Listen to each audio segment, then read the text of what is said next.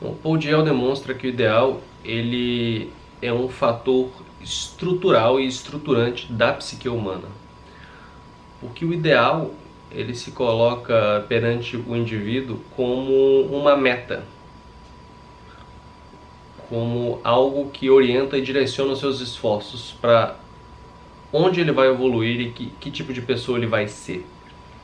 O ideal geralmente ele aparece na figura da divindade, daquilo que é mais alto, mais elevado, mais excelente. E ele geralmente aparece representado na figura de um herói, de alguém de grande vulto moral e humano. Então, por exemplo, se você olhar para a mitologia grega, você tem Hércules, Perseu, o próprio Aquiles, Odisseu, pessoas que tinham uma personalidade e tinham capacidades acima do normal. Então, a partir do momento que eles se colocam como ideais, você busca ser alguém como eles. No próprio cristianismo você tem Jesus Cristo, a figura dos santos, né? Todos esses são ideais. Então, a partir do momento que você tem um ideal, você tem imediatamente uma hierarquia de valores, de prioridades e de exemplos de quem você vai ser no mundo perante as outras pessoas. E a primeira categorização que você tem aí é também das pessoas que têm o ideal e das pessoas que não têm o ideal. E as pessoas que não têm o ideal, elas não têm um propósito de que tipo de pessoa elas têm que se tornar e evoluir. Embora elas possam ter metas imediatas em relação a coisas que elas querem alcançar, mas a partir do momento que você perde essa dimensão da evolução da sua personalidade ou da sua alma, o que te resta é o mundo da materialidade imediata. Então, seus interesses eles são ou de conquista de bens materiais, ou um triunfo socioeconômico, e uma fruição sensorial da vida, né?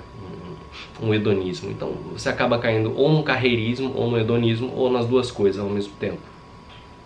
Mas o fato de você ter, assim, mas as pessoas não se dividem apenas entre as que têm o ideal e as que não têm o ideal.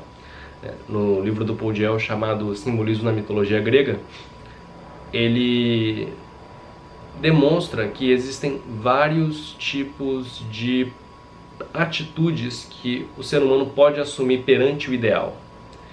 Então, por exemplo, o fato de você ter um ideal não te coloca imediatamente no grupo das pessoas evoluídas ou das pessoas boas. E o fato de você não ter o ideal não te coloca imediatamente no grupo das pessoas más. A coisa não é tão simplista assim. Na verdade, a coisa não é nada simplista, porque o fato de um indivíduo ter um ideal, e às vezes ele pode ter um ideal elevado, pode ter um ideal bom, mas existem atitudes erradas que ele pode assumir perante esse ideal. Então ele pode assumir uma postura de fingimento e de se comportar como se ele já tivesse todas as capacidades desse ideal.